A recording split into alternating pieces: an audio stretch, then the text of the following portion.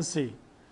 3.1 is what we were doing before, was in general just functions, and especially we looked at this idea like the domains, things like that.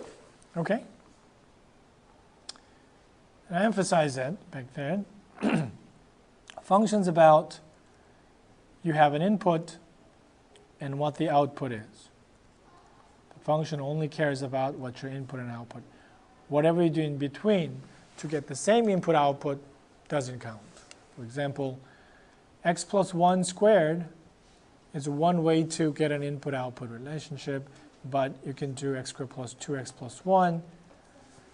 That's a different algorithm. Then it gives you the same input and output. But we call this one the same functions. All right? So that's the abstract notion of the function. I just talked about this in higher level courses, and it's not easy